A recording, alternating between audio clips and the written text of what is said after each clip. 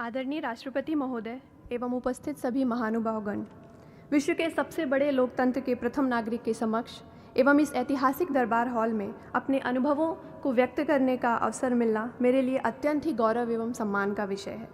माननीय महोदय, मैं मध्य प्रदेश के सतना जिले के एक छोटे से गांव अमदरा की निवासी हूं, जहां प्राथमिक शिक्षा की गुणवत्ता एवं महिलाओं की साक्षरता दर आज भी चिंता का विषय है। इसके बावजूद मैं आभारी हूं महोदय उन्हीं शासकीय विद्यालयों एवं तकनीकी महाविद्यालयों की जहां शिक्षा ग्रहण करके आज मैं राष्ट्रपति भवन तक का सफ़र तय कर पाई। मैं आभारी हूं अपने माता पिता की, जिन्होंने लड़का लड़की का भेद ना करते हुए मेरे अंदर की महत्वाकांक्षाओं को सदैव अपने जीवन की प्राथमिकता बनाई। उन्होंने मुझे अपने गांव, अपने देश और अपनी संस्कृति पर सदैव गर्व करना सिखाया और इसका ही परिणाम है कि मैं आज न केवल अपने गांव बल्कि अपने संपूर्ण राष्ट्र के निर्माण में सहयोग देने के काबिल बन पाई। माननीय महोदय, एक प्रशिक्षु से एक जिम्मेदार सिविल सेवक बनने का हमारा सफ़र लाल बहादुर शास्त्री राष्ट्रीय प्रशासनिक अकादमी मसूरी के 92वें फाउंडेशन कोर्स से प्रारंभ हुआ, जहां पर अनुशासन, समयबद्धता एवं अंतर सेवा कमराडरी जैसे मूलभूत गुण हमें सिखाए गए। स्वस्थ शरीर में ही एक स्वस्थ व्यक्तित्व का विकास होता है और इसका अभ्यास हमें प्रातःकालीन पीटी एवं योगासनों से कराया गया।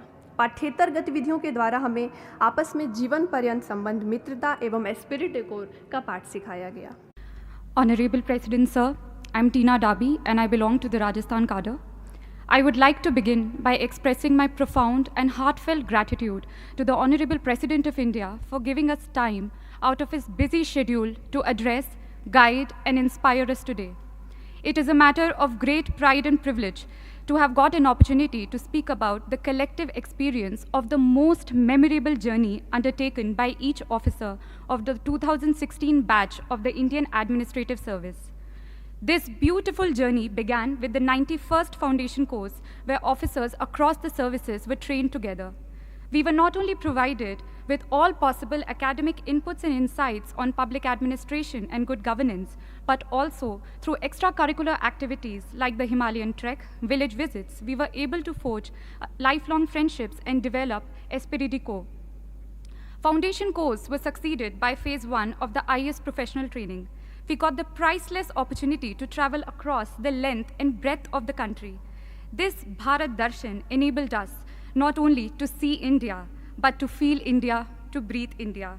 On the academic side, classes were held on all subjects and matters that would come handy while executing the duties and responsibilities of an IAS officer.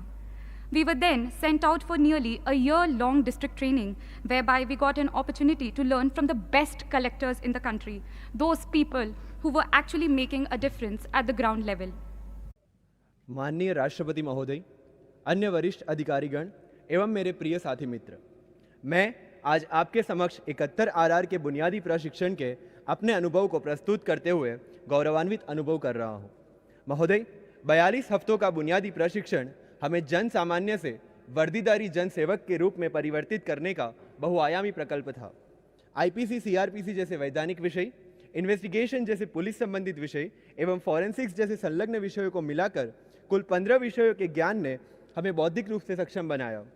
शारीरिक प्रशिक्षण एवं ड्रिल ने हमें शारीरिक रूप से मजबूत किया और घोड़सवारी, शस्त्र प्रशिक्षण, तैराकी, अनाम कॉम्बैट, रिवर राफ्टिंग इत्यादि प्रवृत्तियों ने हमारे कौशल्य को नया आयाम देकर हमारे मनोबल को मजबूत किया। महोदय, प्रशिक्षण के दौरान आयोजित चुनावी संबंधीकरण ने हमें लोकतंत्र की बुनियादी चुनावी प्रक्रिया के विविध पहलू से रूबरू करवाया एवं उसमें पुलिस की भूमिका से वाकिफ करवाया। बीएसएफ, सीआरपीएफ, सीबीआई, एनआईए इत्यादि केंद्रीय पुलिस संस्थानों के साथ किए गए संबंधीकरण ने हमें केंद्रीय स्तर पर कार्यरत कानूनी संगठनों के कार्यों एवं उसमें भारतीय पुलिस सेवा के अधिकारियों की भूमिका से अवगत करवाया। इन्हीं अनुभवों से हमें कानून व्यवस्था को मजबूत बनाने में केंद्र और राज्यों की संयुक्त भूमिका एवं उसमें भारतीय पुलिस सेवा का महत्व स्पष्ट हुआ। माननीय राष्ट्रपति महोदय, मेरा नाम दीक्षा शर्मा है और मैं उत्तर प्रदेश कैडर से हूँ। आज मैं बहुत ही गौरवान्वित महसूस कर रही हूँ कि ऐसी विशेष सभा में आप सभी के सामने मुझे अकादमी के अपने अनुभवों को व्यक्त करने का अवसर प्राप्त हो रहा है। अकादमी में 10 महीने की अवधि में कई विषय और कई क्षेत्रों का ज्ञान प्राप्त किया, परंतु जो चीज़ मेरे सबसे अधिक नज़दीक है वह यह कि शारीरिक रूप से सक्षम होने से आपके आत्मविश्वास में किस प्रकार वृद्धि होती है।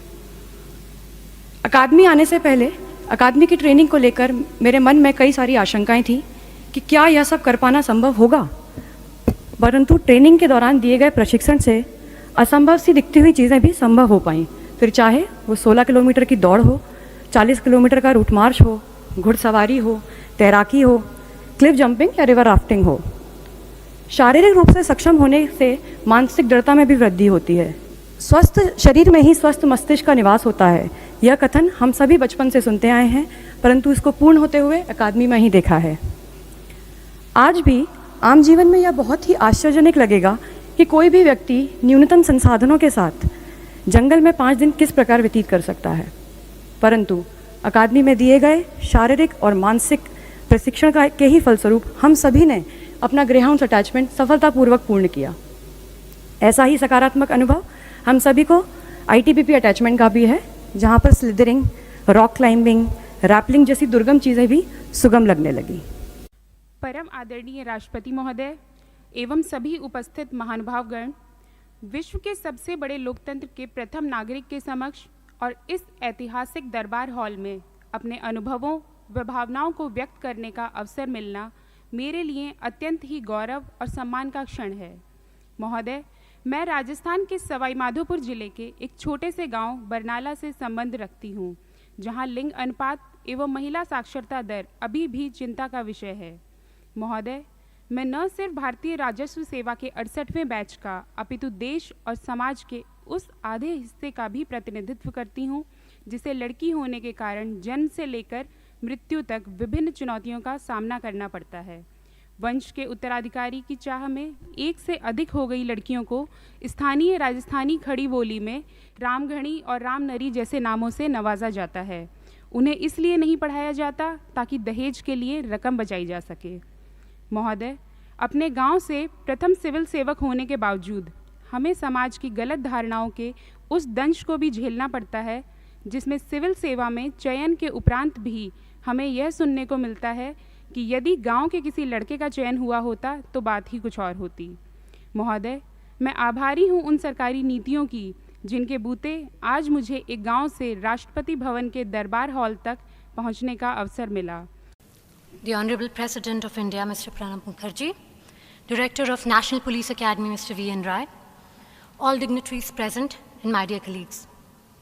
It was 19th December 2012 when I first saw my alma mater, an imposing gate with Sardar Vallabhbhai Patel National Police Academy inscribed on it. The imposing gate notwithstanding, it was something else that really caught my attention, and that was the motto of the academy: sensitize police for empowered society. That's when I realized that the journey I was embarking upon would be full of new and interesting learnings culminating into a life-changing experience, which indeed it was. The training offered us a plethora of experiences, things that were never done before, venturing into territories that were hitherto unknown to the National Police Academy, including staging of a Hindi play by officer trainees in the Hyderabad city. माननीय राष्ट्रपति जी, मैं Sheikh Tanveer Asif Karnataka cadre से अपनी district training Mysore से मैंने की। ये मेरे लिए एक खुशी का मौका है कि इस दरबार हॉल में आपके सामने मैं अपने प्रशिक्षी अधिकारी और सचिव और वरिष्ठ अधिकारियों को संबोधित कर रहा हूँ। मैं इस बात पर भी खुशी व्यक्त करता हूँ कि हमारे बैच को ये मौका 2 बार मिला कि हम माननीय प्रधानमंत्री जी से मिले और उनसे बातचीत की। इससे हमें केंद्र की अपेक्षाओं का और अपने प्रशासनिक जीवन में क्या हम कर सकते हैं और हमें क्या करना चाहिए उसका अंदाज़ा लगा। हमारी प्रशासनिक सेवा की शुरुआत लाल बहादुर शास्त्री अकेडमी से हुई, जहां हमने जो कुछ कक्षाओं में सीखा उससे ज़्यादा हमने अपने प्रशिक्षु अधिकारी दोस्तों से सीखा। वो भिन्न राज्य के अलग अलग राज्य से आते हैं। वहाँ हमने उनके साथ उनकी सभ्यताओं का, संस्कृतियों का, उनकी भाषाओं का, सारी चीज़ों का एक अंदाज़ा मिला और हमें उसका एक जीवन में अंदाज़ा लगा। हमारे इन 2 सालों में हमने कई अनुभव प्राप्त किए। माननीय राष्ट्रपति महोदय एवं उपस्थित समस्त महानुभावगण को मेरा सादर प्रणाम। महोदय, मैं राजस्थान राज्य के झुंझुनू जिले के एक छोटे से गांव गांग्यासर से संबंध रखती हूं और उस छोटे से गांव से उठकर आज इस ऐतिहासिक भवन में इस सभा को संबोधित करना मेरे लिए अत्यंत गौरव व सम्मान की बात है। मेरी ही भांति भारतीय सूचना सेवा के सत्र 2016-2017 में देश के विभिन्न भागों से विविध पृष्ठभूमि के साथ 27 अभ्यर्थी चयनित होकर आए। भारत, जो कि विश्व का सबसे बड़ा लोकतंत्र है, के प्रतिष्ठित सर्वोच्च तकनीकी शिक्षण संस्थान IIT दिल्ली में मैकेनिकल इंजीनियरिंग में मैं एकमात्र महिला विद्यार्थी थी, जो यह दिखलाता है कि भारत भले ही विज्ञान, अंतरिक्ष, तकनीक आदि क्षेत्रों में आगे बढ़ गया हो, परंतु लिंग समानता, महिला सशक्तिकरण जैसे सामाजिक मुद्दों पर अगला मुकाम हासिल करना अभी बाकी है। सिविल सेवा से जुड़कर मेरा यह प्रयास रहेगा कि मैं इन मुद्दों के प्रति जनता की संवेदनशीलता को उभार सकूं।